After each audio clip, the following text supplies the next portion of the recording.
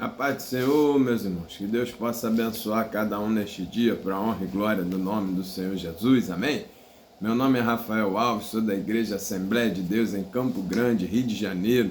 Tem como pastor presidente nosso pastor Alessandro Malafaia, sua esposa pastora Aline Malafaia. Eu sou da congregação de Augusto Vasconcelos, também em Campo Grande, Rio de Janeiro. Tem como pastor dirigente nosso pastor Alessandro, pastor Dorico Ribeiro, e sua esposa missionária Nájila Fernandes. Nós estamos aqui nesse canal, meus irmãos, para trazer uma pré-aula da Escola Bíblica Dominical, que tem como base o material da editora Betel. E nesse terceiro trimestre nós estamos usando a revista que fala sobre Jesus Cristo, Filho de Deus, a verdade que transforma. Esse material foi elaborado pelo nosso bispo Abner Ferreira e tem nos abençoado muito durante esse trimestre. Hoje nós vamos trazer uma pré-aula da lição de número 9, que vai falar sobre a triunidade divina, o Pai e o Filho em perfeita harmonia eterna. Então, sobre esse assunto nós vamos falar, e aqui a gente tem o objetivo de trazer algumas informações para que os nossos professores, junto com seus conhecimentos e com o auxílio do Espírito Santo, possa dar uma aula mais completa, mais robusta para os nossos alunos. Se você está chegando ao canal pela primeira vez, que Deus te abençoe, que você possa participar conosco. Se você quiser, procure no site oficial da editora Betel uma maneira para você conseguir a sua revista, para que você possa fazer as anotações e participar conosco, amém? Então vamos lá. Na primeira lição aqui, na lição de hoje, já vem no título dizendo a triunidade divina. O Pai e o Filho em perfeita harmonia eterna. Aqui mostra para nós que o Pai, o Filho e o Espírito Santo, eles vivem numa unidade perfeita de eternidade a eternidade. Então, eles são autocriados, eles existem antes de todas as coisas, antes de tudo eles já eram. Então, a gente vê essa perfeita harmonia de eternidade a eternidade. Por isso essa triunidade, porque eles são três pessoas que atuam de forma diferente, mas são os três na mesma essência, na mesma unidade e em mesma eternidade, com a mesma função, com a mesma unidade, com a mesma forma de agir, de estar vivendo ali, de se comunicar, a mesma natureza. Então a gente percebe que eles são unitários, são triúnios, porque eles são três pessoas agindo de uma mesma forma, agindo de uma mesma unidade, de uma mesma natureza. A apresentação, a sua forma de agir, a sua forma de se apresentar é que atua de forma diferente, entende? Então é por isso que já vai trazer aqui para nós a triunidade divina. Então esse é o título e ele tem como texto áureo, né? E quem me vê a mim, vê aquele que me enviou. João capítulo 12, 45. Justamente Jesus dizendo que se você vê o Jesus, você vê o Pai, você vê o Espírito Santo, porque você vê, eles são iguais, têm a mesma natureza, eles vivem numa perfeita harmonia, em uma mesma unidade. Então quando você vê Cristo, você vê os outros personagens da Trindade também. Verdade aplicada. Jesus Cristo é a plena e definitiva revelação do Pai, né? O Pai se revelou a nós, mandando seu Filho em forma de carne. Então, quem viu Jesus face a face, já viu o próprio Deus face a face. Então, a gente entende que Jesus é a revelação de Deus ao homem. Se Deus se parecesse de forma como ele é na sua plenitude eterna, nós não suportaríamos. Não tem um homem que consiga ver a Deus e sobreviva, porque o nosso corpo não comporta a majestade e o poder do Senhor. Mas quando ele vem em carne, quando ele se faz igual a nós, aí sim nós conseguimos ter relação e conseguimos ver o Pai, porque agora ele se fez natureza como nós, entende? Ser humano como nós. Texto de referência, João capítulo 5, versos 19, 20, 22, 23, 26 e 27, aonde João vai relatar Jesus falando e quem vê ele vê o Pai, que ele faz as mesmas funções que o Pai, que ele só faz a vontade do Pai. Então aqui a gente vê claramente João relatando Jesus se igualando ao Pai, mostrando que ele e o Pai é um só, que ele e o Pai fazem a mesma coisa, têm as mesmas vontades, que ele fazia tudo aqui nessa terra conforme o Pai orientava. Então, aqui já serve para nós, que mostra para os nossos alunos que Jesus é 100% Deus e foi 100% homem. Então, destaque isso para o seu aluno aí.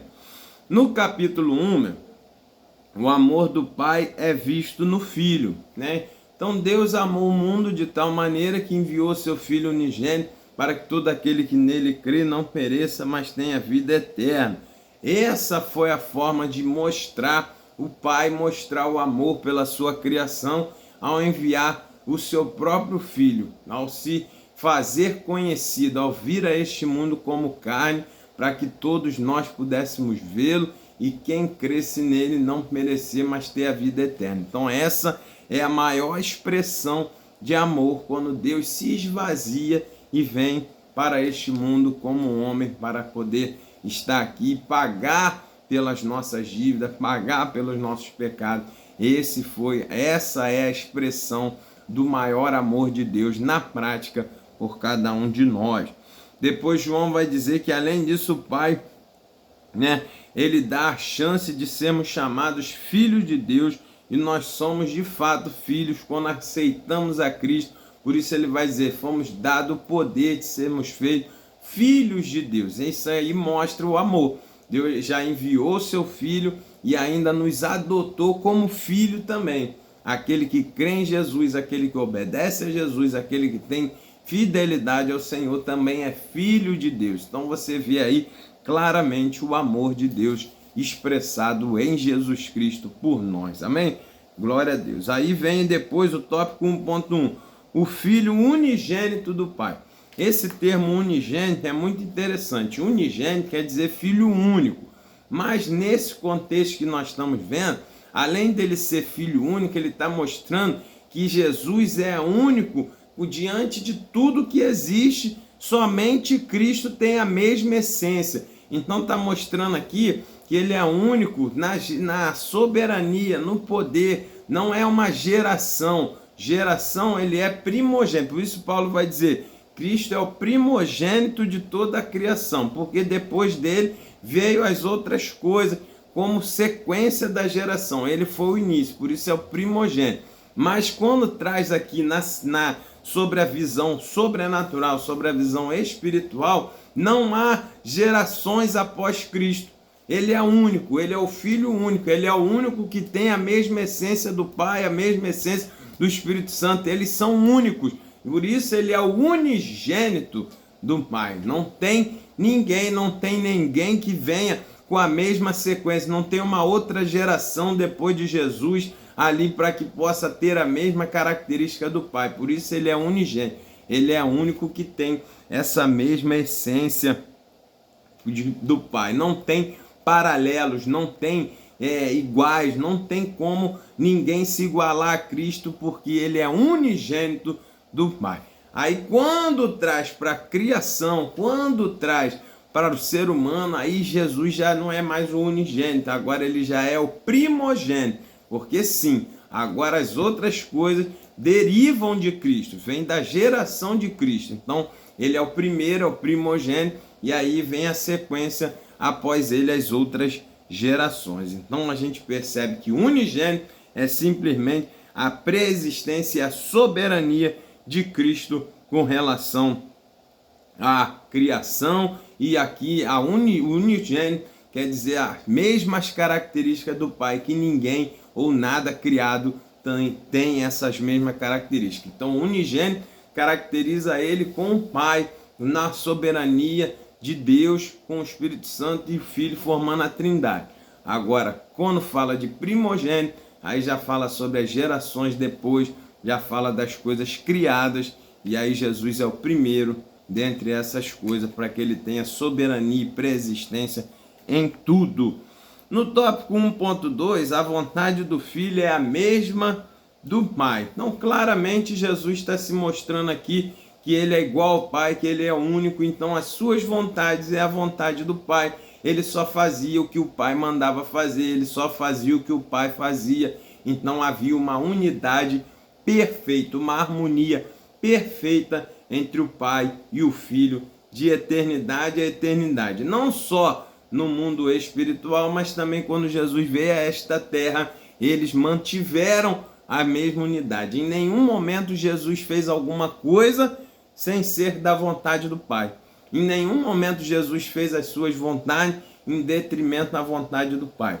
Sempre fez tudo que era da vontade do Pai. Então você vê que Jesus tinha vontade, sim, está claro lá no Getsemane, quando ele diz: e se for possível, passa de mim esse cálice. Ele não queria, era a vontade dele não tomar o cálice, mas o Pai queria. Então ele diz: não seja feita a minha vontade, mas seja feita a tua vontade. Então você vê perfeitamente que Jesus abria mão das suas vontades para fazer a vontade do Pai, e assim eles serem um só, porque o Filho faz a vontade do Pai. Então você vê que era da vontade de Cristo fazer a vontade do Pai, muitas das vezes. Então sempre foi assim, e por isso o tópico vai dizer que a vontade do Filho é a mesma do Pai.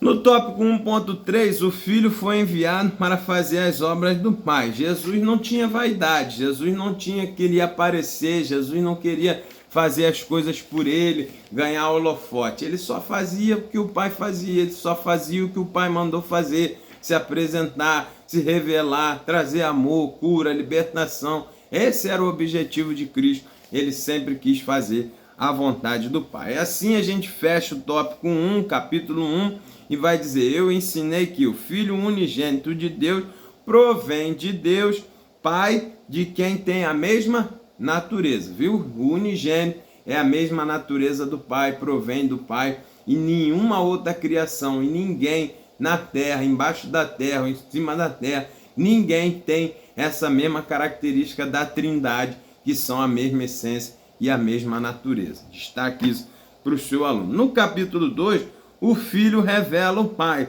né? Então a gente vai ver que João, ele vai dizer que o Verbo tornou Deus conhecido. Jesus disse que ninguém sabe quem é o Filho a não ser o Pai, e ninguém sabe quem é o Pai a não ser o Filho, e aqueles a quem ele quiser mostrar o Pai. Então você vê que eles são o mesmo, e Jesus é que revela. Quem vê a Cristo vê o Pai. Foi a forma que Deus criou, que foi a forma que Deus quis se revelar ao ser humano, é através do seu Filho amado Jesus Cristo. Então quem crê em Cristo, crê no Pai.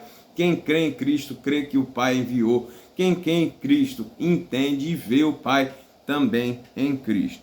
O Filho de Deus na criação, né? Você vai ver lá no início, que no início do Evangelho de João, ele vai dizer que todas as coisas foram feitas pelo Verbo, e sem ele nada do que foi feito se fez, né? João Batista também vai dizer que Jesus era antes dele, mesmo João Batista sendo mais velho que Jesus.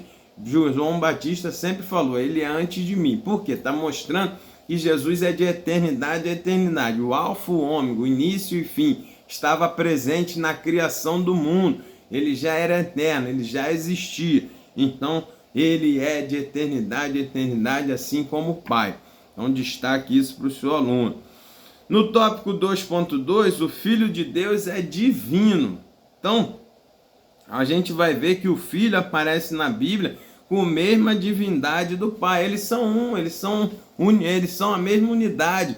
Então Jesus é 100% Deus, 100% homem. Por isso ele vai dizer: eu e o Pai somos um, né? Essa revelação evidencia que o Pai e o Filho são o mesmo Deus e têm a mesma autoridade. Todavia, são distintos como pessoas e nas manifestações, não em poder e esplendor. Então, é como nós falamos, na função, nas manifestações, na forma de se apresentar, eles têm cada um uma característica. Mas no poder, no esplendor, na autoridade, em tudo, eles são o mesmo. Por isso Jesus é 100% Deus e 100% homem. Destaque isso para o seu aluno. O Filho de Deus é eterno. No tópico 2.3, João registra que o Verbo é eterno, o Filho unigênito de Deus, participou da natureza humana, mas sem pecado. O próprio Senhor Jesus, na oração registrada em João 17, menciona sua comunhão com o Pai, antes que o mundo existisse. Então você vai ver que ele está de eternidade a eternidade, o Alfa e o Ômega. Nele é o Deus autocriado. Quando existiu, a Trindade já existia. Tudo quando foi feito, a Trindade já estava. Então você vê claramente Jesus sendo eterno. Por isso ele se declara: eu e o Pai somos um, eu sou o Alfa e o Ômega, o início e o fim. Ele estava presente em todas as coisas. João vai dizer que tudo que foi feito, e nada que foi feito por ele, e nada do que se fez sem ele. Então você vê a eternidade presente aí em Cristo.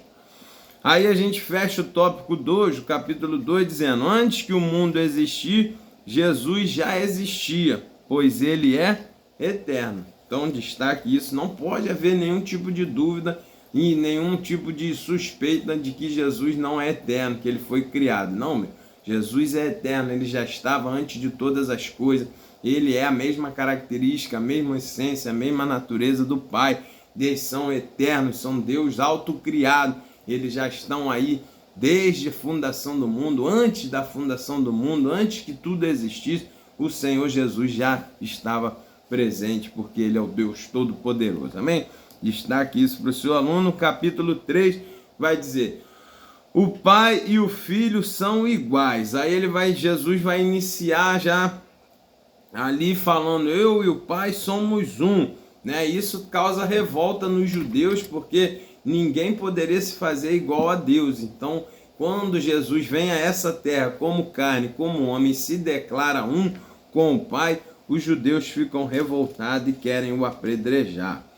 O tópico 3.1, o Filho de Deus é onipotente. Aqui a gente já vai falar sobre as características, porque se Deus é onipotente, onipresente, onisciente, Jesus também tem essas características, e o Espírito Santo também, porque eles são um só. Então você vai perceber que Jesus é onipotente. Jesus pode todas as coisas de maneira completa e plena. Todo o poder está nas suas mãos. Onipotência quer dizer todo poder, poder fazer todas as coisas, tudo está na mão dele, nada pode impedir o agir de Deus, nada pode parar, não há limite para o poder do Senhor. Por isso ele é onipotente. Filho de Deus é onipresente, uma característica do Pai que está presente também no Filho. Essas são características incomunicáveis. Ninguém tem essas características, que somente o Pai, o Filho e o Espírito Santo têm essas características de onipresença, onipotência e onisciência. Então, destaque isso para o seu aluno.